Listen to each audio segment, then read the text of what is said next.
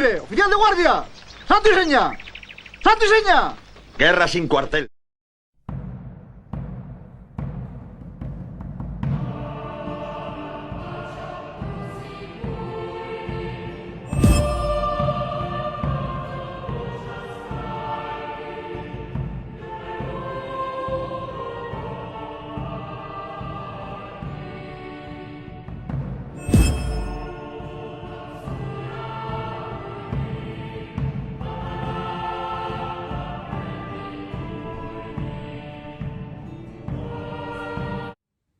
Bienvenidos a Santo y Seña. El día de hoy, 8 de septiembre, conmemoramos una gran festividad, el nacimiento de la Santísima Virgen María, por lo cual, con gozo, recurrimos a ella para que bendiga este programa. En nombre del Padre, del Hijo y del Espíritu Santo. Amén. Recordemos que estamos ante la santa presencia de Dios. Adorémosle. Santísima Virgen María, Ruega por nosotros. en nombre del Padre, del Hijo y del Espíritu Santo. Amén. Y ante la conmemoración de otros eventos un poco más profanos, como son los 500 años de la conquista de México, el mes de agosto, y en este mes de septiembre, específicamente el 27 de septiembre, con la conmemoración de la Revolución de Independencia por Agustín Iturbide y Vicente Guerrero, queremos hablar de un tema que creo que nos compete a todos como mexicanos y católicos, es decir, la leyenda negra antiespañola, que ha tenido un papel fundamental en la concepción que tenemos de nuestra propia historia. Por lo cual hemos querido invitar a un gran profesor, el profesor Austroberto Martínez Villegas, doctor en Historia Moderna y Contemporánea por el Instituto Mora y profesor en la Universidad Panamericana y en la Universidad de Anáhuac. Él nos hablará un poquito acerca de la leyenda negra antiespañola y le pregunto, maestro, ¿qué nos puede contar acerca de esta leyenda negra?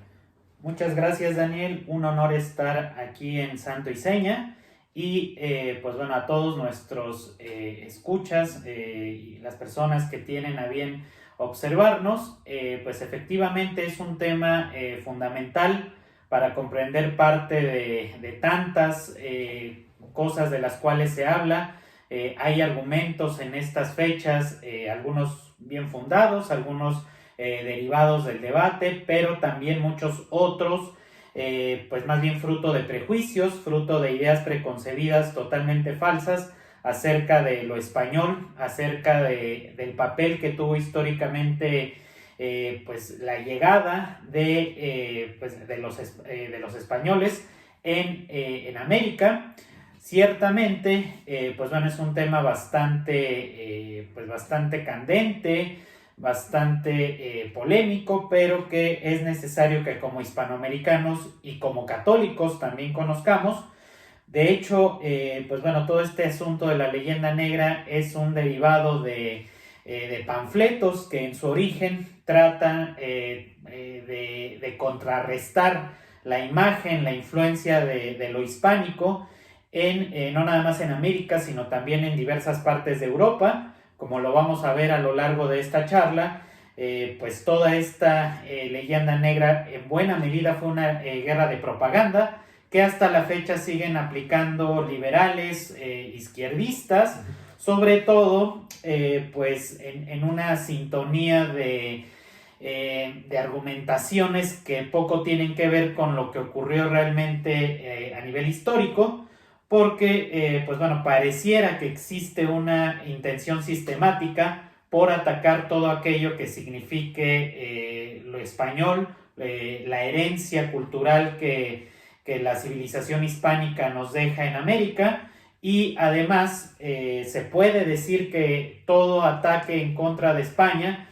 es también implícita o explícitamente un ataque al catolicismo, porque precisamente una de las grandes herencias que ha dejado la hispanidad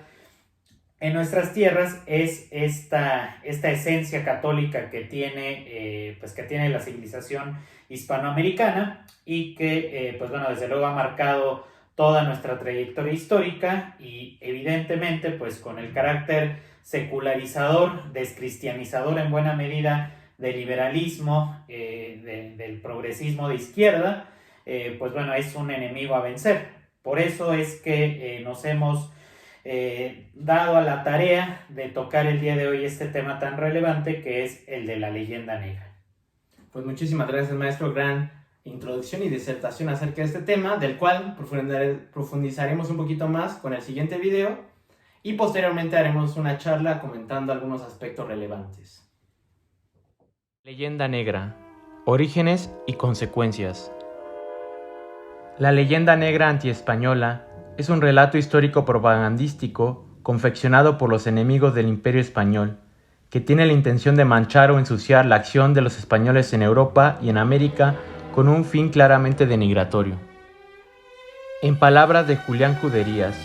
la leyenda negra es el conjunto de acusaciones que en todo tiempo se han lanzado contra España, fundándose para ello en hechos exagerados, malinterpretados o falsos en su totalidad. La leyenda negra nace en el contexto de la hegemonía cultural y política del Imperio Español durante los siglos XV, XVI y XVII, y en las guerras de religión entre católicos y protestantes. Los principales agentes que promovieron e inventaron la leyenda negra fueron los tradicionales enemigos de España, entre los que se encuentran los italianos, los holandeses, los franceses, los alemanes y los ingleses.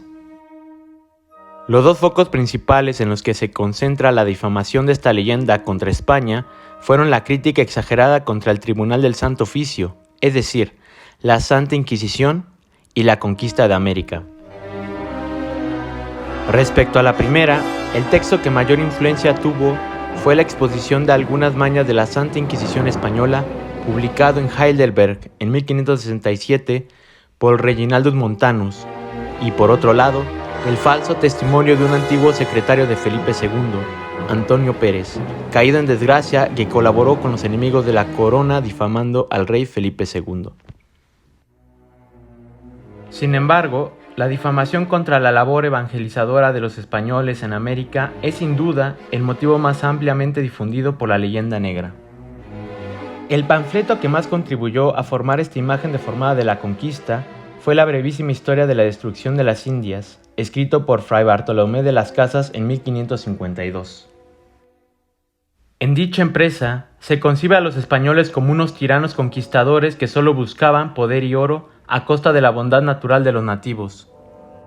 Esta leyenda negra posteriormente va a ser asimilada por protestantes y por todos los enemigos de la Iglesia Católica, por lo cual pasará a conformar el acervo cultural de la Ilustración en Europa y en las revoluciones de independencia del siglo XIX en América. De modo que, desde aquellos siglos hasta nuestros días, la leyenda negra ha tenido un efecto nocivo en la comprensión de nuestra patria y de nuestra historia, deformando descaradamente el pasado con una intencionalidad claramente política y religiosa. Por esta razón, es fundamental conocer los orígenes y consecuencias de esta leyenda negra para poder desmitificarla y poder tener un conocimiento más auténtico de nuestro legado católico e hispánico.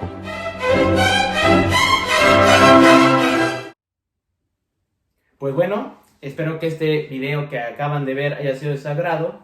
y ahora nos gustaría profundizar ciertas temáticas de esta leyenda negra, preguntándole al maestro, a nuestro invitado Austroberto,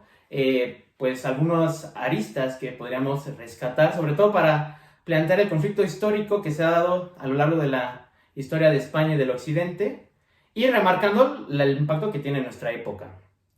Así que creo conveniente empezar pues reafirmando o tratando de conocer en qué consiste la leyenda negra antiespañola. Muchas gracias, Daniel. Pues este concepto de leyenda negra ha sido tratado por muchos autores, pero uno de los que principalmente se ha dedicado a su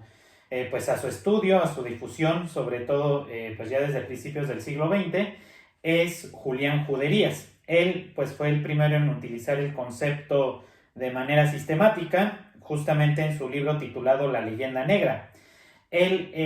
Voy a citar el concepto que él usa sobre esta leyenda negra. Dice lo siguiente: es el ambiente creado por los relatos fantásticos que acerca de nuestra patria, es decir, España, han visto la luz pública en todos los países. Las descripciones grotescas que se han hecho siempre del carácter de los españoles como individuos y colectividad, la negación o por lo menos la ignorancia sistemática de cuánto es favorable y hermoso en las diversas manifestaciones de la cultura y del arte, las acusaciones que en todo tiempo se han lanzado sobre España, fundándose para ello en hechos exagerados, mal interpretados o falsos en su totalidad. Es decir, en pocas palabras, se trata de toda una corriente de argumentaciones que trata de, pues de ensombrecer totalmente diversos aspectos de la historia española. Efectivamente, pues trata de promover una imagen prejuiciosa, un cliché, podríamos decir, de los españoles como seres ambiciosos, como seres sin ninguna capacidad para el humanitarismo o para la espiritualidad, inclusive como personas hipócritas que con la bandera de la religión se han encargado de saquear y destruir, en fin, diversos tópicos que seguramente mucha gente del público pues habrá oído en estos días relacionados con los 500 años de la caída de México Tenochtitlan. Todo esto, pues bueno, es una serie de argumentaciones que, como decía hace un momento, no es algo nuevo, se han desarrollado desde hace siglos y, pues bueno, corresponde precisamente desde el siglo XVI por la vía de los panfletos y se han venido desarrollando hasta el presente, siendo parte, por un lado, del lenguaje de la política y siendo parte también pues de algunos estudios historiográficos, sobre todo de historiadores influenciados por el marxismo, influenciados por ideologías relacionadas con el progresismo cultural, que, pues bueno, desde luego niegan totalmente cualquier papel positivo que haya tenido España, no nada más en la historia de América, sino en la historia europea y mundial en general, ¿no? Y que de una u otra forma llega a nosotros como hispanoamericanos y que el maestro ya reafirmó de manera firme y constante. Y como bien lo dijo, la leyenda negra española tiene un desarrollo histórico también. Surge a partir de algún combate, de la guerra que se estaba fraguando entre católicos contra protestantes y llega hasta nuestra época, como lo remarcó el maestro, con el marxismo cultural principalmente o el progresismo. De manera que analizar sus orígenes, ser consciente de dónde nace y por qué nacen y sobre todo cómo se utiliza como arma de propaganda para denigrar a España y la Iglesia Católica, es importante pues conocerlo y saberlo. De manera que ahora le pregunto al maestro, ¿cuáles serían los orígenes de esta leyenda negra? Pues precisamente como bien lo señalas, estos orígenes vienen de las guerras de religión. De hecho, pues bueno, hay algunos autores como Sverker Arnoldsson de la Universidad de Gotemburgo, quien en los años 60 escribió un libro titulado precisamente Leyenda Negra, estudios sobre sus orígenes, que menciona los antecedentes primigenios de esta tendencia en Italia y en Alemania. Obviamente, pues en Italia y en Alemania existían como tales en esa época, pero pues bueno, comenzaba ya a finales del siglo XV a despuntar los reinos hispánicos como potencias geopolíticas y pues bueno, sobre todo en el norte de Italia, en la región de Nápoles, la corona de Aragón tenía distintos intereses, tenía una presencia bastante notable y en consecuencia podemos observar que toda esta toda esta presencia militar de los aragoneses, muchos de ellos catalanes, por ejemplo, pues desató toda una serie de panfletos, toda una serie de historias en muchos aspectos fantásticas, que inclusive llegaban a los refranes, que pues tenían con una imagen negativa todo lo que tuviera que ver con esta presencia de los militares aragoneses en la península itálica. Autores como Benedetto Croce, como Arturo Farinelli, que pues bueno, desde inicios del siglo XX estudiaron este tipo de materiales, este tipo de documentación, son algunos en los que se apoya Arnoldsson para decirnos sobre estos antecedentes pues relacionados con los países italianos que pudieron ser el primer fundamento de esta leyenda negra. Otro elemento desde luego es el origen luterano. Desde luego que Martín Lutero también tenía una imagen negativa de lo hispánico, en general pues tanto los reinos de Aragón y de Castilla y en general cualquier reino católico mediterráneo fue objeto de los ataques, de las constantes burlas de Lutero, promoviendo prejuicios relacionados con la supuesta barbarie, con la supuesta inclinación a diversos vicios, al robo, a la impudicia, por ejemplo, y pues bueno, todo esto en un contexto en el que Lutero aprovechaba obviamente cualquier argumento, cualquier historia que pudiera tener a la mano para atacar a Roma, para atacar al Papa y a la Iglesia Católica en su conjunto, y pues bueno, obviamente estos argumentos van pasando a sus discípulos y van pasando también a los príncipes protestantes que en el contexto de las décadas siguientes, justamente en este escenario de las guerras de religión, pues comenzaron a tener una mayor presencia. Y toda esta dinámica argumentativa denigrando a los españoles va a consolidarse precisamente con las guerras de Flandes, cuando pues los Países Bajos tenían estas tendencias separatistas con respecto de su dominación por parte de la monarquía hispánica, también motivados por cuestiones religiosas. Muchos de estas zonas de los Países Bajos adoptaron diversas tendencias del credo protestante y pues bueno, en la segunda mitad del siglo XVI, ya que el emperador Carlos V había muerto, quien era a la vez Carlos I de España, su hijo Felipe II trataba de mantener bajo el dominio de la monarquía hispánica la zona de lo que es los Países Bajos, parte de Bélgica, justamente esta región de Flandes, y pues bueno, como parte de toda la lucha, que no solo fue una lucha armada, también fue una lucha propagandística, una lucha de panfletos en las cuales pues las estrategias de propaganda, motivadas también por el gran desarrollo que la imprenta tenía en ese momento, pues fueron clave también para mostrar una imagen negativa de la monarquía hispánica y de los principales líderes militares y políticos ligados a esta monarquía. Y pues bueno, sus principales víctimas fueron personajes como el obispo Antonio Perrenot de Gran Vela, que era arzobispo de Malinas, como el duque de Alba, que pues bueno, era un gran militar, era un gran estadista, que tuvo el talento para vencer en numerosas ocasiones a las tropas rebeldes, pero pues como desquite, como fruto del rencor inclusive derivado de todas estas derrotas, pues bueno, prácticamente fue el objeto favorito del escarnio y de las calumnias,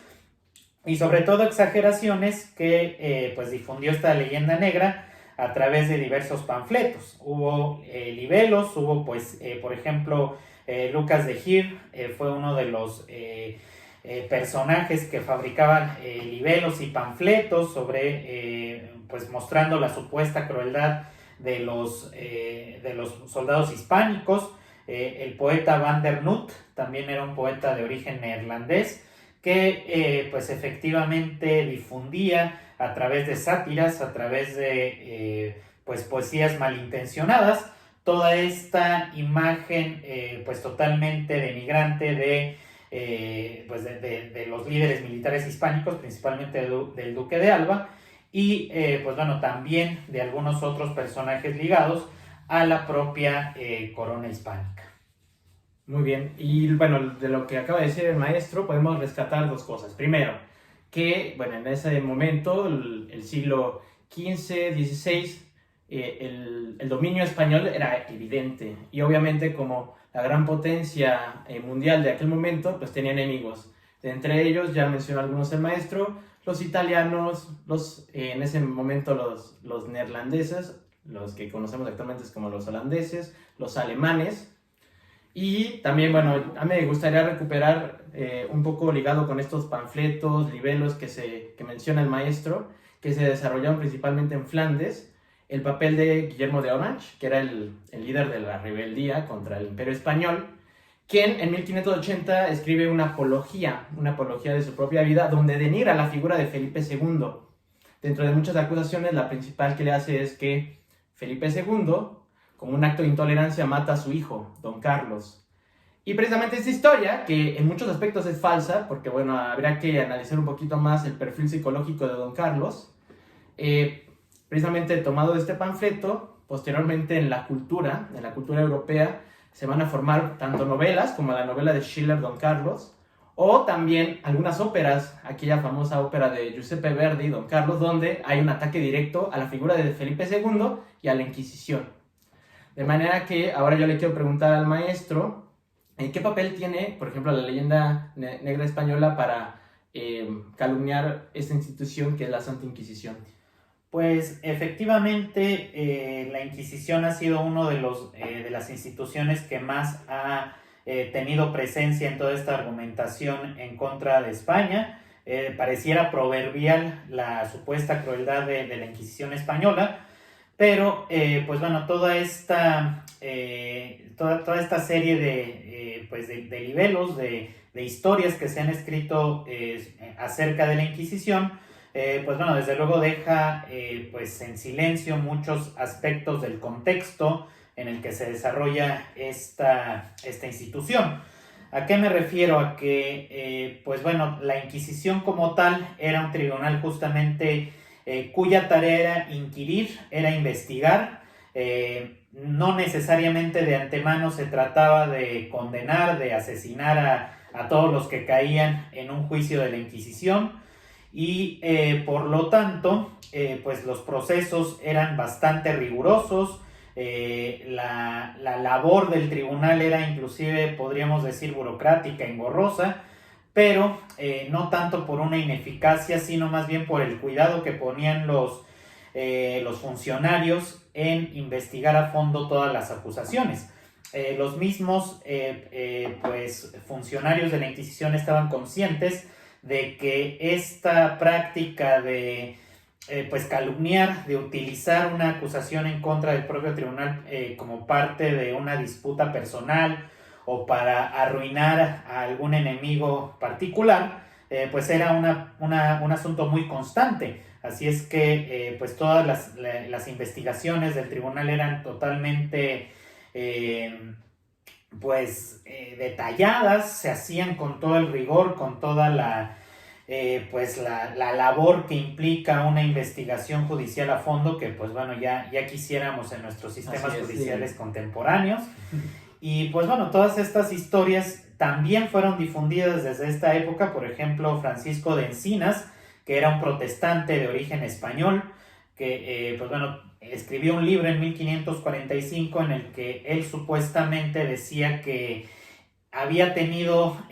la oportunidad de ser testigo presencial de todo pues de todos los procesos de la Inquisición, y pues siempre los pinta de una manera monstruosa.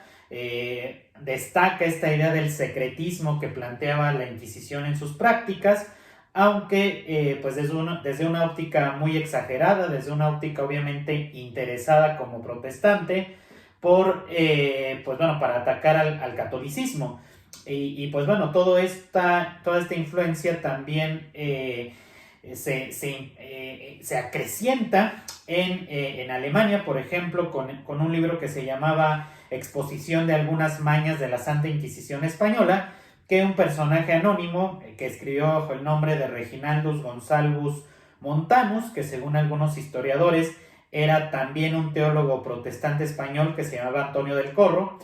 que pues bueno, fue un libro publicado en Heidelberg en 1567 y que sirvió también para difundir pues todas las supuestas crueldades de la Inquisición española. Ciertamente pues fue un tribunal que desde luego también usó de algunos métodos de tortura, usó de muertes pues en la hoguera en algunas ocasiones, pero el problema es que este tipo de situaciones era algo común en la época. Y tanto estos propagandistas como historiadores de siglos posteriores o ideólogos políticos con intereses muy definidos, plantean como si las crueldades de la Inquisición hubieran sido exclusivas de este tribunal, y cómo, pues, si la Inquisición por sí misma hubiera sido prácticamente la única institución que practicaba este tipo pues, de torturas o de tipos de muertes violentas, pero en realidad eso era una práctica común en cualquier tribunal. Todos los tribunales civiles de todos los niveles, municipales, pues del Estado, etcétera, tenían estas prácticas de sacar la verdad al sospechoso por medio de torturas. Obviamente no había una concepción pues de derechos humanos o alguna situación como esta en aquella época, y pues era una práctica generalizada, ¿no? Desde luego tampoco el tema de la dignidad de cada persona por ser hijo de Dios, que ya había analizado Santo Tomás de Aquino, pues era conocido, por ejemplo, o difundido a profundidad en el mundo protestante, y pues bueno, desde los estados alemanes hasta la propia Inglaterra, e inclusive pues algunos de los países nórdicos pues practicaban totalmente la tortura sin ninguna cortapisa. Y pues bueno, este sistema en realidad pues era algo que se practicaba desde la antigüedad, y pues bueno, hasta que en el siglo XIX algunas corrientes jurídicas pues ya plantearon su ilegalidad. Pues bueno, fue cuando ya se cambiaron los procesos. Pero en todo caso, también vemos que en torno a la Inquisición pues hay una serie de exageraciones. Tampoco estoy justificando con esto la tortura o el asesinato, pero de todos modos, pues obviamente el tema de la pena de muerte pues ya sería también algo que merece otro programa, el mismo tema de la Inquisición también. Pero efectivamente todo este ataque a la institución del Santo Oficio es algo que muchas veces se saca de contexto. También esta institución tuvo una gran importancia en preservar no solo la unidad católica de la monarquía hispánica, sino también la unidad política. Recordemos que en una monarquía en la cual pues se hallaban pues prácticamente en colaboración plena la iglesia y la corona, desde luego que era una prioridad para el gobierno, para la monarquía, preservar esta unidad religiosa. Y pues bueno, si no se comprende ese contexto, pues bueno, sí, y si se trata de ver siempre con estos moldes liberales de la tolerancia y de la libertad de cultos, pues bueno, simplemente estamos hablando de una situación totalmente anacrónica, y que pues bueno, de antemano tiene esta intención de juzgar totalmente una época. Y pues además la cifra, por ejemplo, de que en la Inquisición en la Nueva España nos da 43 muertos por la Inquisición totalmente en 3 siglos, que pues bueno, es algo que vemos, pareciera una cifra del narco, desafortunadamente en estos días, ¿no? Exactamente. Es muy triste que la violencia contemporánea muchas veces sobrepasa toda la supuesta brutalidad que en su momento y en su contexto tuvo la Inquisición. Sí, totalmente lo que dice el maestro. Es muy importante que seamos conscientes que históricamente juzgar un evento histórico con parámetros contemporáneos pues es injusto. Hay que entender primero el contexto, y este tipo de comparaciones dentro del campo de la historia son legítimas, en tanto que en el momento en que se desarrolla la Inquisición existían otros tribunales que en muchas ocasiones ni siquiera tenían un proceso ni garantías judiciales como sí lo tenía la Inquisición. De hecho, hay casos donde personas que se arrepentían de sus crímenes pues eran exonerados y perdonados. Y en otras ocasiones, cuando alguien levantaba un falso testimonio contra otra persona para perjudicarlo y se descubría que era mentira, se castigaba al calumniador. Entonces, bueno, hay muchas cosas que podemos profundizar sobre este tema. Otra cosa que es importante resaltar es que el origen de esta institución, el Tribunal del Santo Oficio, nace en el conflicto también que se está dando con el Islam, y sobre unos personajes particulares que son los judaizantes, es decir, cristianos que falsamente se han convertido al cristianismo, pero que en el fondo siguen propagando pues solamente, no solamente ideas heréticas, sino que planean y conspiran contra la corona española o apoyando a las facciones enemigas o también pues tratando de delatar a ciertos personajes de la corona española. Ante eso, pues la corona con Isabel y Fernando principalmente pues deciden crear esta institución. Y también, bueno, ya este tema obviamente se puede abordar a mayor profundidad y veremos si es posible en un futuro abordarlo. Me gustaría continuar con la leyenda negra española, tratando otro tema que nos compete más a nosotros como hispanoamericanos, que es el tema de la conquista española y cómo se ve bajo el lente de la leyenda negra. Maestro, ¿qué papel tiene la leyenda negra española en la concepción que tenemos actualmente de la historia de los virreinatos en la Nueva España y generalmente de la conquista de América? Claro, esta leyenda negra pues es algo que se ve comúnmente desde los libros de texto hasta pues diversas interpretaciones que varios políticos, empezando pues por el presidente actual, han tenido sobre estos 300 años de presencia de la monarquía hispánica en la Nueva España. Es una época que se considera prácticamente oscurantista, es una época pues que es vista como intolerante, como totalmente ennegrecida para la población autóctona mexicana, cuando es de hecho lo contrario en muchos sentidos.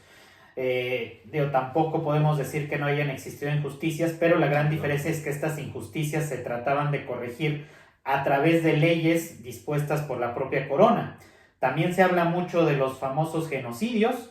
de los indígenas en América, pero pues bueno, ahí hay muchas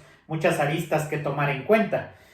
Para empezar, y en el tema concreto del que tanto se ha hablado en el mes pasado, en agosto, sobre la conquista de Tenochtitlan, pues bueno, siempre es recurrente esta figura de Hernán Cortés como el gran villano, como un hombre cruel y despiadado, que inclusive uno de los muralistas afiliados al comunismo, que tiene plasmada su obra en varios edificios públicos de México, como es Diego Rivera, pues bueno, pinta a Hernán Cortés como un sifilítico, como un hombre totalmente deformado, lo cual pues evidentemente tiene una visión netamente propagandística, netamente denigratoria de antemano contra los conquistadores. Y pues bueno, aquí el matiz que debe de presentarse es todo el proceso que lleva Hernán Cortés primeramente pues a explorar tierras que ningún hombre de su cultura, ningún hombre de su país había explorado anteriormente. Desde luego que Hernán Cortés, como muchos exploradores de América y de otros continentes, pues han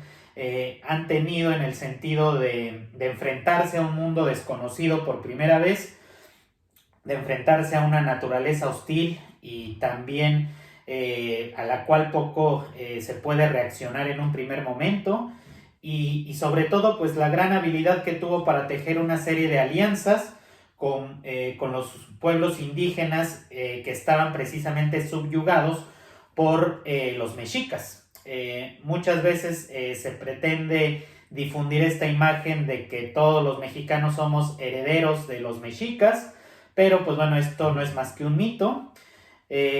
porque en realidad los mexicas eran un pueblo que subyugaba a toda una serie de grupos étnicos, de comunidades, que pues bueno, cobrándoles una serie de tributos, tanto materiales como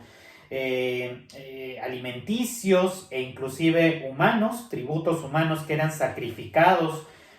a los dioses con un procedimiento pues totalmente cruel, que pues bueno, a lo mejor muchos indigenistas, idealistas tratan de justificar esta práctica, pero que a todas luces pues era una práctica en la cual el individuo que era la víctima pues evidentemente sufría un dolor indescriptible. y pues bueno, por cualquier punto de vista que se le vea, pues a nadie le gustaría estar en una sociedad en la que estuvieras en peligro de ser víctima de estos sacrificios humanos. Así es que, pues bueno, mucha literatura idealizante de estos sacrificios se ha escrito, pero pues bueno, en ese sentido podría decirse que Cortés y sus huestes fueron libertadores de muchos pueblos indígenas desde luego que colaboraron con los propios españoles, con las propias súbditos de la corona hispánica, para pues efectivamente luchar unidos en contra de los propios mexicas. Quizás el propio Cortés, solo con sus propios soldados, le habría sido imposible lograr esto sin esta habilidad para las alianzas, tanto con los tlaxcaltecas como con los totonacas, con grupos otomíes y con otra serie de pueblos que pues lo que vieron no fue una oportunidad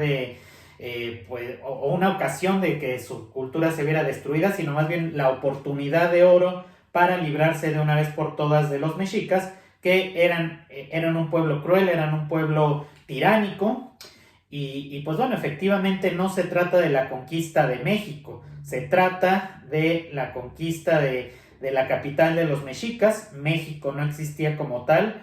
sino que el nombre de México pues se crea hasta las revoluciones de independencia del siglo XIX, y aquí más bien fue una conquista de los mexicas como pueblo que finalmente también tiranizaba a sus propios subyugados. En ese sentido, inclusive, Cortés y la monarquía hispánica respetan varios de los derechos, sobre todo en cuanto a la tierra, en cuanto a la posesión de ciertos pueblos, de los caciques que le ayudan a conquistar México Tenochtitlan. No solo fue Tlaxcala el terreno privilegiado de estas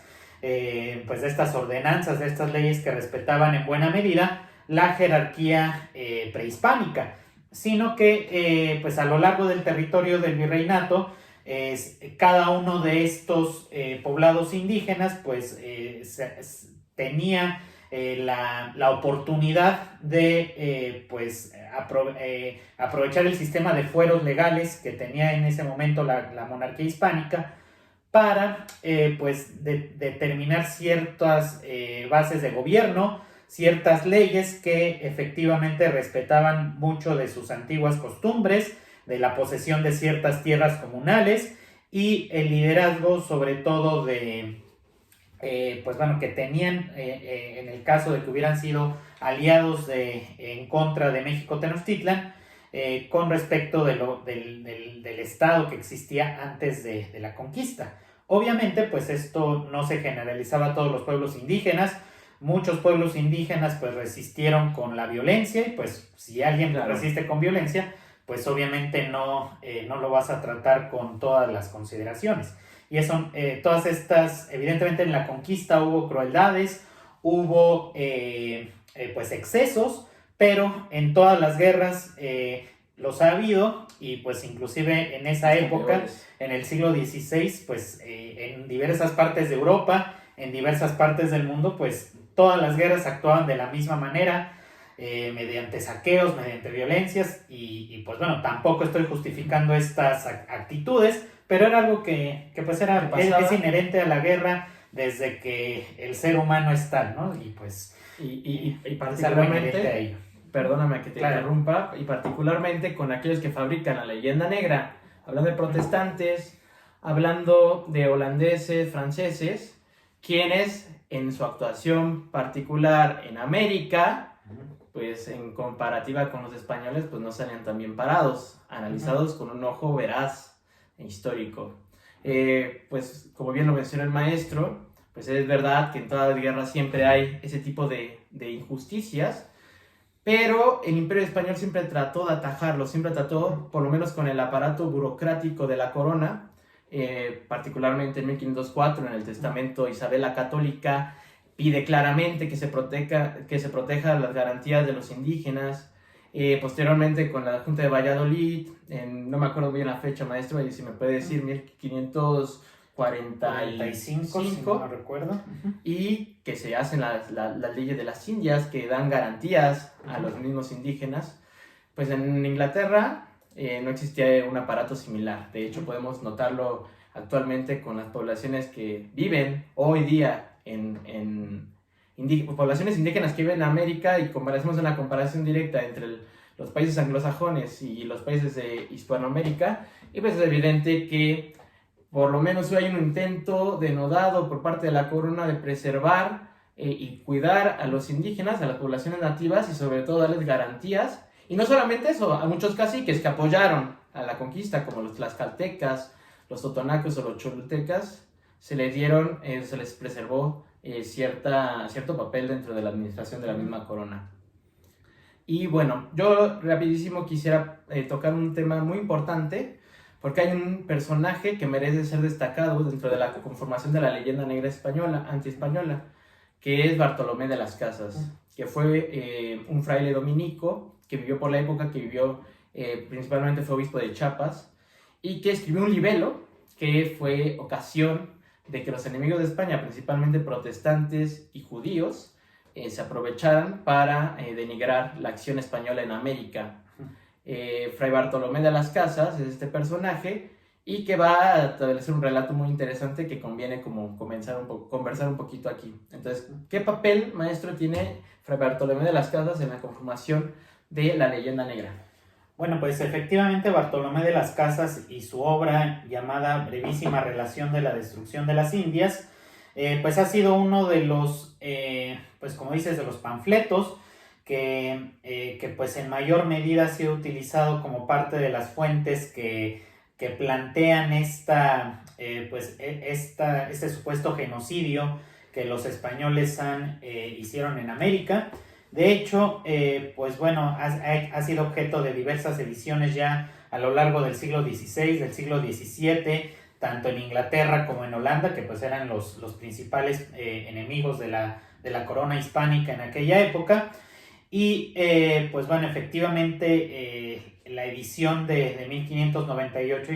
ilustrada por Theodore de Bray es una de las que más impacto tuvieron, porque además de la propia argumentación de las casas,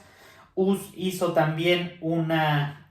serie de imágenes, de grabados, pues bastante crudos, bastante contundentes, que pues bueno, tratan de conceptualizar a los españoles, a los súbditos de la monarquía hispánica, como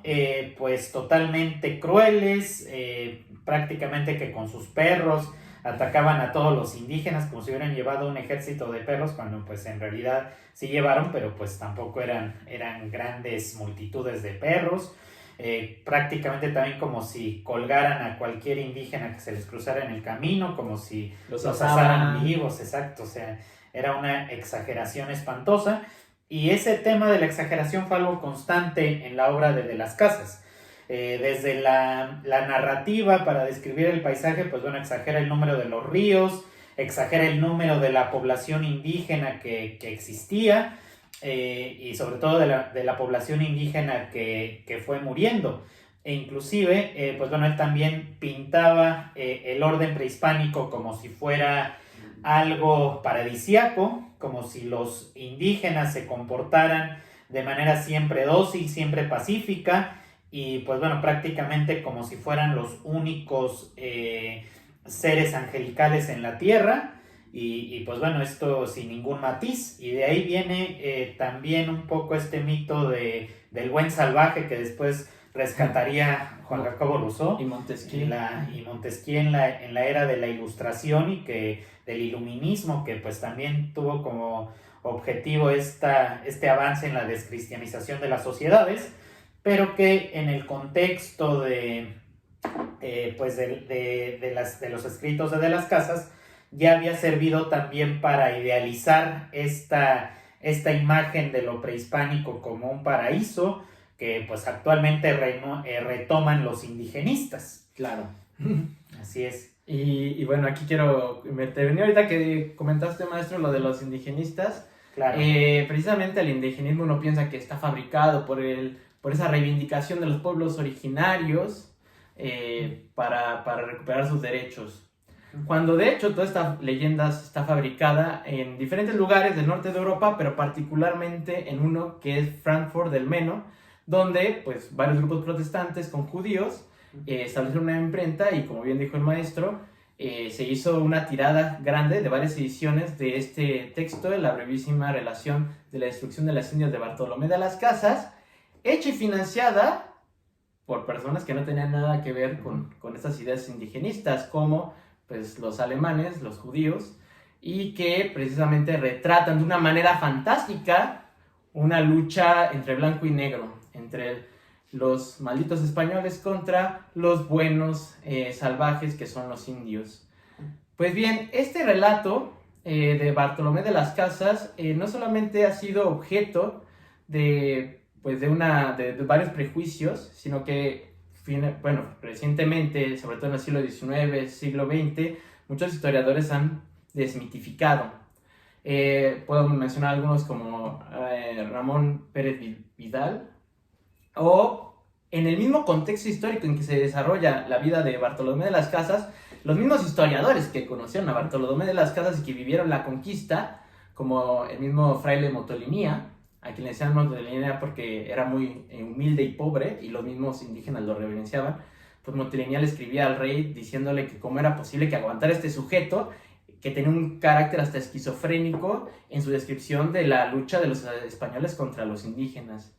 Otro autor, Bernal Díaz del Castillo, conquistador que acompañó a Hernán Cortés en esta empresa de la conquista de México Tenochtitlan, en su obra Historia verdadera de la conquista de la Nueva España, desacredita y menciona literalmente el que sí vio los acontecimientos que narra Bartolomé de las Casas, menciona claramente que este sujeto miente. Les voy a leer un pasaje, si me permite, maestro, Claro, rapidísimo, muy brevemente, sobre la matanza de Cholula, que supuestamente los españoles hicieron de manera voluntaria y sin ningún motivo contra la población, cuando precisamente Bernal Díaz del Castillo, que lo vivió, da las justificaciones de por qué se hizo esta guerra defensiva. Voy a citar, por lo tanto, una parte donde hace una crítica directa a Bartolomé de las Casas y es muy breve el fragmento, voy a citar. Empiezo a leer. Dice Bernal Díaz del Castillo: pasemos ya adelante y digamos que aquestas fueron las grandes crueldades que escribe y nunca acaba de decir el señor obispo de Chiapa, don Fray Bartolomé de las Casas, porque afirma y dice que sin causa ninguna, sino por nuestro pasatiempo y porque se nos antojó, se hizo aquel castigo. Y aún dice lo de arte en su libro, a quien no lo vio ni lo sabe, que les hará creer que es así, aquello y otras crueldades que escribe siendo todo al revés y no pasó como lo escribe. Bien, Bartolomé de las Casas, por lo tanto, no solamente por historiadores contemporáneos, sino por los mismos testigos de la conquista, fue criticado y siempre se resaltó esta parte de que buscaba, bueno, tendríamos que analizar la personalidad psicológica de Bartolomé de las Casas, pero que su obra no fue reconocida por muchos protagonistas de la conquista, como Bernal Díaz del Castillo, como el fraile Motolinía. No sé si quisiera agregar algo más sobre este punto, maestro, o podemos avanzar un poquito más ya para ir llegando a nuestra época Pues, y hablar. Sí, bueno, solo quisiera puntualizar un poco de que esta obra de las Casas es prácticamente el punto de origen de mucha argumentación con relación a esta palabra genocidio. Muchos opositores a la influencia hispánica, muchos indigenistas, plantean esta idea de que los españoles vinieron a asesinar sistemáticamente a todos los indígenas del continente.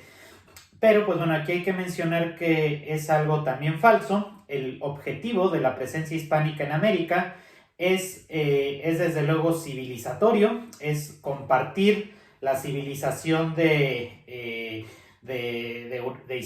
la monarquía hispánica, de Europa y del mundo occidental en ese momento, e implantarla en América, pero no una simple imposición como también se suele argumentar, sino también conociendo, también adaptando inclusive algunos usos y costumbres precisamente al de los pueblos indígenas. Inclusive se da la palabra, esta idea del mestizaje, palabra que describe no nada más el proceso étnico, que pues por sí mismo contradice toda esta idea del genocidio. Totalmente. Finalmente, pues los países hispanoamericanos somos en buena medida mestizos por esta idea que tenían los súbditos de la corona hispánica, de que pues no tenía nada de malo mezclarse con los indígenas o con inclusive los de origen africano o asiático. Todos eran hijos de Dios, todos eran seres humanos con un alma racional, y pues precisamente esto se reafirma con las conferencias de Valladolid. Y pues bueno, ahí se reafirma esta idea que mantuvo la corona hispánica por preguntarse sobre la legitimidad. Precisamente ningún otro país, ni Francia, ni Inglaterra, ni Holanda, ni Portugal, se paró en un momento a preguntarse si lo que estaban haciendo era legítimo o no a la luz de la doctrina católica, y por esto es que se dan estas juntas de Valladolid. Y pues bueno, efectivamente con la doctrina derivada de Francisco de Vitoria se confirma esta humanidad de los indígenas, contrarrestando. Obviamente existieron desde luego estos argumentos o personajes que trataban de abusar de los indígenas, pero la corona hispánica siempre les trató de poner un alto. Obviamente, pues como todas las leyes, pues no en todos los puntos geográficos se cumplían a plenitud, pero sí existía esa visión de la autoridad plenamente integradora, que trataba de reivindicar los derechos de estos pueblos indígenas, inclusive desde el propio testamento de Isabel la Católica, desde las leyes de Burgos. Y pues bueno, esto nos da la pauta para pues profundizar sobre los orígenes de este mestizaje. No fue una política aislada, fue una política que promovía inclusive la corona para arraigar esta nueva presencia de los súbditos de la corona en todos los territorios novohispanos. Que en su momento no se diera, que en su momento todavía existiera una cierta diferenciación entre las poblaciones indígenas y las criollas, por ejemplo, no se debe a una cuestión racista, como también muchas veces se interpreta de manera anacrónica, sino pues más bien por las propias costumbres que existían en la época, y pues bueno, en muchos sentidos también por algunas convenciones sociales, aunque también hay que mencionar que muchos indígenas tuvieron acceso a la educación, muchos indígenas también tuvieron acceso a tener la oportunidad de casarse con nobles, sobre todo, por ejemplo, inclusive hasta la nobleza mexica, sí, también tuvo la oportunidad de mezclarse con nobles, y también es así que pues actualmente los descendientes de Moctezuma pues viven en Europa, ¿no? O sea, claro, curiosamente. Y pues bueno, todo esto es parte de esta política de mestizaje que, como les digo, ni los ingleses pues intentaron, porque pues para ellos el mejor indio era el indio muerto, y por algo pues los Estados Unidos, Canadá, al menos hasta hace poco, pues mayoritariamente son gente de origen indoeuropeo, porque pues todos los indígenas autóctonas fueron mayormente exterminados o reducidos a reservas, ¿no? Prácticamente como si fueran animales, como si fueran un zoológico, negando también su dignidad como personas, dignidad que siempre desde un inicio pues le respetó el catolicismo. Muy bien. Y efectivamente, pues bueno, también se suele argumentar sobre el tema de las enfermedades. Ciertamente las enfermedades pues causaron muchas muertes de los indígenas, pero esto es un proceso que se ha dado en muchas partes del mundo. Era lógico que ante un nuevo virus, ante una nueva enfermedad, pues los indígenas no pudieran resistir, porque pues no tenían los anticuerpos, no tenían la reacción fisiológica que se hubiera esperado si hubieran estado antes en contacto por ello, pero pues hubiera sido algo inevitable, es algo propio de las dinámicas de los seres humanos, pues tan es así que la rapidez de las comunicaciones globales actuales pues han derivado en pues, las circunstancias actuales. Pero pues nadie achaca a alguna nación en particular esto, y curiosamente a los españoles pues sí se les ha culpado de la dispersión de estas enfermedades, pero pues también hay que tener cuidado y matizar, porque un genocidio es una política que intencionalmente tiene el objetivo de liquidar a toda una población. Y pues bueno, estas enfermedades pues no fueron para nada un genocidio, porque nunca tuvieron los españoles la intención abierta, sistemática de difundirlas, ¿no? Y algo que no se puede decir de los ingleses, de quienes muchos historiadores han descubierto que regalaban mantas ya con el virus de la viruela para ir exterminando a los indígenas de lo que hoy es Norteamérica. Totalmente, y este contraste, lo expresa un autor llamado Gustavo Bueno, definiendo la acción española en América por parte de un imperio, digamos, de otra forma, constructor. Es decir, él reconoce que hubo una gran labor jurídica, política, social, por parte de los españoles de crear una civilización que, con fundamento en los principios católicos cristianos, quería dar también garantías a la población y fomentar el mestizaje. En contra del imperio inglés, que principalmente fue depredador, es decir, exterminador de la población indígena. Y la hipocresía de la leyenda negra radica en que precisamente se quieren invertir los papeles, por lo menos en el prejuicio histórico. Y esto, quien se da el boom, y con esto ya quisiera ir concluyendo esta exposición brillante del maestro, preguntándole del papel fundamental que tuvo la leyenda negra en las revoluciones de independencia en Hispanoamérica, principalmente orquestadas y financiadas desde los enemigos perennes del Imperio Español, que son los ingleses y otros que ya hemos mencionado. Entonces, creo que con esto ya podemos ir concluyendo, maestro. Ante la próxima conmemoración de la Revolución de Independencia de México, del 27 de septiembre, me gustaría preguntarle cuál es el papel de la leyenda negra en la independencia. Claro, pues efectivamente muchos de los intelectuales que se mezclaron con los grupos independentistas retomaron todo este tema de la leyenda negra al hablar de los llamados 300 años de opresión. O sea, esta frase de los 300 años de opresión es algo que encontraremos en numerosos escritos de las revoluciones de independencia.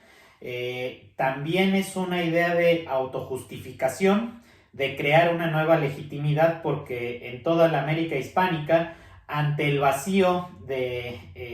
que ya no hay un rey al cual servir o al cual obedecer, y pues bueno, también derivado de las turbulencias que había en ese momento en la península, pues se aprovechan muchos de los independentistas para crear lo que podríamos llamar como el mito de la nación. Obviamente, ante este vacío de autoridad, se requiere de una nueva figura para reverenciar, para venerar, y es así como comienza a divulgarse la imagen de nuevas naciones, nuevos relatos heroicos, épicos, que tratan de buscar de inventar una historia antigua de la cual va a surgir esta nueva nación. Por ejemplo, en Perú, Juan Pablo Vizcardo y Guzmán realiza un escrito que se llama Carta dirigida a los españoles americanos, que ya años antes de todas estas revoluciones ya echaba mano de todas estas retóricas relacionadas con la injusticia, con la servidumbre, con la desolación que había cundido en América cuando llegó España. Simón Bolívar, desde luego, que también divulgó mucho este tipo de argumentos. De hecho, el propio Bolívar se hacía eco de las historias de Bartolomé de las Casas, y también en muchos de sus documentos y proclamas argumenta pues en función de toda esta idea de que la población americana eran exclusivamente víctimas de un proceso totalmente injusto de colonización. Y pues bueno, en México también se retoma toda esta idea del mito azteca, porque pues los insurgentes desde la época de Morelos tratan de plantear el surgimiento de la nueva nación como una continuidad del Imperio Mexica. De hecho, pues bueno, toda esta, inclusive el propio congreso que convoca Morelos se llama Congreso del Anáhuac, justamente como una reminiscencia de lo que supuestamente iba a ser el resurgimiento de aquel reino de los tlatoanis, de los mexicas. Y pues bueno, el propio Agustín de Iturbide, aparte de mencionar también el argumento de los 300 años de opresión en el Plan de Iguala, pues bueno, también va a dar como nuevo escudo pues la imagen icónica del águila sobre el nopal, precisamente como reminiscencia de este mito de lo que podríamos llamar el aztequismo, ¿no? Que es algo que continúa hasta la actualidad. Se quiere seguir presentando a la nación mexicana como originaria exclusivamente de los aztecas, y pues bueno, esto es algo que mantiene hasta la fecha la retórica del gobierno actual. Esta maqueta que se hizo en la Plaza de Armas de la Ciudad de México, pues evidentemente denota esta idea, esta intención de estar imitando un pasado que es mitológico en realidad. Mitológico. Esa es la palabra. Exacto. Mitológico, con todo lo que implica la mitología. Así es. No solamente en cuanto a su origen, perdón por interrumpir, Claro, no, está bien. sino en tanto las falsedades en el que se sostiene este relato. Adelante, maestro. Así es, y es algo que vemos en muchos de los llamados gobiernos populistas del siglo XXI. Hugo Chávez también hablaba de un genocidio de 90 millones, cuando la población indígena no llegaba más que a 13 millones, si es que de dónde sacó el resto, quién sabe. Lo vimos también en la toma de posesión del presidente peruano, que hablaba de que pues prácticamente toda la bondad y toda la prosperidad de los incas terminó cuando llegaron los hombres de Castilla. Y pues bueno, obviamente López Obrador pues se ha destacado por toda esta insistencia en la petición de perdón a España, en considerar como casi neoliberales y conservadores a cualquiera que se atreva a disentir de su opinión. Y pues bueno, obviamente todo esto, además de ejercer una visión miope de la historia, trata de imponer como si fuera casi una visión totalitaria de la historia, una exclusiva interpretación del pasado, y si no sigues esa interpretación, pues entonces eres enemigo de la nación, enemigo de la patria, ¿no? Como lo ha dicho quizás a veces implícita, a veces explícitamente el presidente, pero bueno, vemos que es finalmente fruto de todas estas tendencias historiográficas, argumentativas, que pues bueno, evidentemente se han divulgado entre los enemigos no nada más de España, no nada más de la monarquía hispánica, sino pues bueno, de todo lo católico, de toda la herencia cultural, que inclusive también es una herencia mestiza. Hay numerosas iglesias a lo largo del territorio de lo que fue la Nueva España, que nos marcan físicamente, artísticamente, esta mezcla de elementos indígenas, de elementos hispánicos, y que pues bueno, nos habla también de esta voluntad de acoger varios rasgos, varias características de las culturas indígenas dentro de lo que fue la Nueva España, muy lejos de esta imagen de opresión y de tiranía total que nos maneja esta leyenda negra. y que forman parte de una visión integradora propia de la cristiandad, porque no solamente aquí en América, sino en toda la Edad Media, en todo, bueno, la mal llamada Edad Media, porque estamos hablando del periodo donde prevalece la cristiandad, en los pueblos que se asentaban y se evangelizaban, adquirían elementos de la costumbre y de los diferentes pueblos, y eso se remarcó bien. Entonces una visión integradora, y precisamente eso es lo que nosotros tratamos con este programa de remarcar, que la acción española fue una visión no destructora, integradora, y que ha logrado consolidar pues una de las civilizaciones más bellas, no solamente hablándolo desde el punto de vista espiritual, sino estético, moral y religioso en diferentes partes. Entonces, bueno, no sé si quiere comentar algo más, maestro. Pues solo para concluir, bueno, a lo largo de esta charla hemos hablado un poco de España, de los españoles, quizás con un poco de precisión histórica, con la intención también de que se entienda mejor de lo que estamos hablando, pero pues esa palabra de España como tal tampoco existía todavía. Podría decirse que ni México ni España existían en el siglo XVI como tales. En esa época pues la unidad política era los reinos de Castilla y de Aragón, unidos en la monarquía hispánica, que poco a poco fueron integrando cada vez más reinos. De hecho, la misma Nueva España fue un reino, no fue una colonia, integrada dentro del conglomerado político que fue la monarquía hispánica, también denominada monarquía católica, y que pues bueno, efectivamente nos habla de una unidad política distinta a lo que son los estados modernos.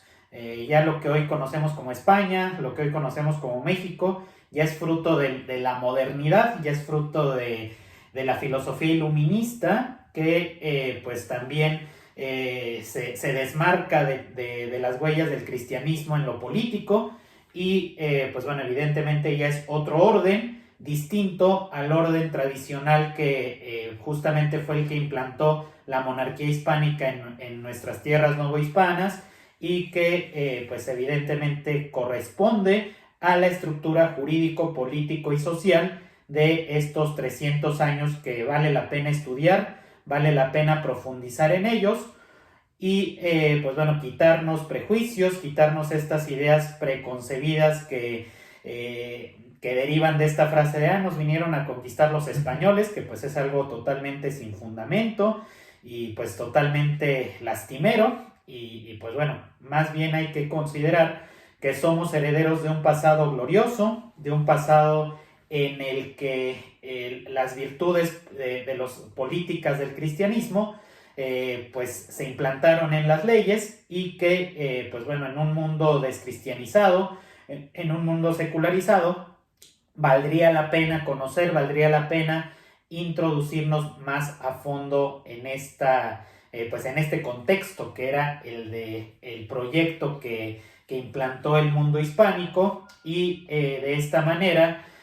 recuperar esa parte que muchas veces la historia oficial nos niega, y que en cierta manera también es nuestro pasado y constituye un rasgo fundamental de nuestra identidad. Muy bien, y quiero agregar con esto que acaba de mencionar, que los estados modernos se nacen y se construyen a partir de una ruptura o a partir de una negación de la cristiandad desde la Revolución Francesa, donde los revolucionarios como Robespierre, Danton quieren retomar la historia de Roma para fundamentar la nueva república. Lo mismo pasa con los fascismos a lo largo y ancho del mundo, desde los nazis tratando de reivindicar una supuesta mitología germana, o Mussolini remontándose al imperio. Pero aquí es un esquema que se repite, importado de Europa. La misma lógica. Vamos a construir una nueva patria negando los 300 años de cristiandad para recuperar una supuesta mitología prehispánica y establecer una continuidad con un nuevo estado moderno. Por eso, cuando nosotros escuchamos a tantos indigenistas reivindicar un pasado precolombino, pues no queda más que ver lo que está detrás, la burda mentira por parte de estos gobiernos imperialistas que buscan destruir nuestra herencia tradicionalista, hispánica y católica. ¿Y por qué nosotros tanta insistencia en recuperar esto que acaba de mencionar el maestro de la monarquía hispánica? Porque nuestra intención es precisamente apropiarnos de lo que es nuestro. No solamente porque reconocemos la verdad en el cristianismo, sino porque también toda nuestra fisonomía, carácter, moral, nuestro estilo, nuestro lenguaje está permeado con esta influencia que es sumamente positiva, heroica y laudable, que es la tradición católica hispánica.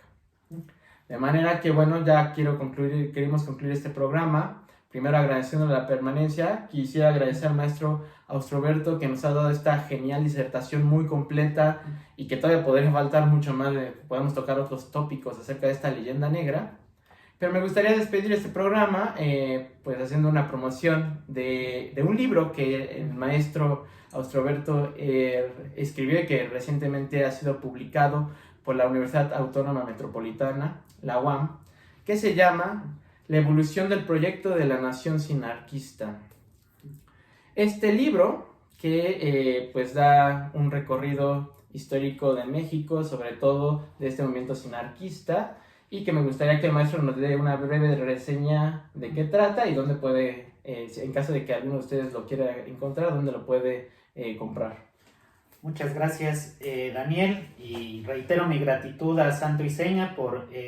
permitirme participar en el programa. Y pues sí, este libro no se refiere directamente al tema de hoy, pero pues bueno, es una de mis investigaciones que he publicado recientemente, la evolución del proyecto de nación sinarquista, que aborda los distintos cambios, las distintas transformaciones ideológicas que tuvo uno de los movimientos más representativos del nacionalismo católico, del conservadurismo mexicano a lo largo del siglo XX, como fue el sinarquismo, y que pues bueno, evidentemente plantea la manera en que fue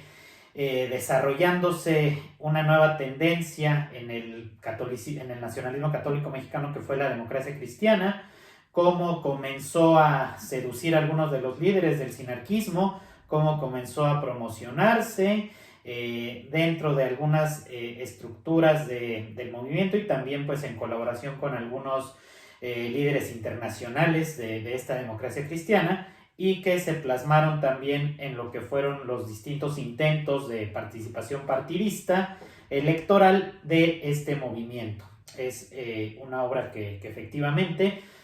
puede marcar algunos de los rasgos principales del conservadurismo mexicano. Y pues bueno, para cerrar, también quisiera, volviendo al tema de la leyenda negra, hacer algunas recomendaciones de libros que hablan sobre el tema para quienes quieran pues profundizar. Está, por ejemplo, un libro de Rómulo Carbia que se llama Historia de la leyenda negra hispanoamericana, el libro de La leyenda negra, Árbol de odio, de Philip Powell, y Imperiofobia y leyenda negra, Roma, Rusia, Estados Unidos y el Imperio Español, de María Elvira Roca Berea, y también el libro del Imperio y la leyenda negra, de José Antonio Vaca de Osma, que solo son algunas obras de referencia que bueno, pueden conseguirse en internet. Y pues bueno, efectivamente es de utilidad pues saber más allá de lo que hemos dicho hoy. Hoy solo fue una breve introducción, pero desde luego todo este tema tiene muchos componentes que es preciso interpretar de manera amplia, y que amerita desde luego un estudio pues largo, un estudio constante de pues todas las argumentaciones que se han dado en torno a esta situación de la leyenda negra, para tener un juicio más fundado, para tener pues mayores argumentos para reflexionar sobre nuestra propia historia de los países hispánicos, e inclusive también para fortalecer la defensa del catolicismo, porque aprender sobre la leyenda negra no es nada más defender lo hispánico, defender a España, también es parte de la defensa misma del catolicismo. Y pues bueno, todos estos temas son relevantes también para cualquier persona que asuma como propio el deber de defender su fe. Pues muy buenas recomendaciones. Los invitamos a leer, si es posible, estos libros, buscarlos y leerlos. También buscar y leer este libro del maestro. Vamos a poner donde lo pueden ubicar en la descripción del video. Sí, se puede conseguir en la librería virtual de la Universidad Autónoma Metropolitana, que es la institución que lo editó, Casa de Libros Abiertos, one.one.mx. De todos modos, pues ya se les pondrá el link abajo del video. Muy bien, entonces ahí lo van a poder disponer. Y también lo invitamos a que compartan este video porque es necesario, nosotros como hispanoamericanos, católicos, que conozcamos nuestra historia, conozcamos estas perversiones históricas que se han hecho a lo largo de la historia. Y a manera de imitación a Bernaldez del Castillo, que escribió una historia verdadera de la conquista de la Nueva España para dar precisamente respuesta a personajes como Bartolomé de las Casas que pretendían denigrar a los conquistadores, pues nosotros requerimos, como lo está haciendo el maestro y otros tantos historiadores en nuestro país, en España y en otros lados del mundo, pues escribir una historia verdadera de nuestra patria donde se descarte completamente esta leyenda negra antiespañola. De manera que con esto concluimos, les agradecemos la permanencia, le agradezco de nuevo al maestro Austroberto que nos brindó de todo su conocimiento y sabiduría para abordar este tema y lo invitamos a poder ver el siguiente programa que saldrá en breve. Pues no queda más que despedirnos, maestro, muchas gracias por su visita a Santo y Seña y pues le deseamos un buen día a todos los espectadores. Gracias a todos por su atención. ¡Viva Cristo Rey! ¡Viva! Hasta luego.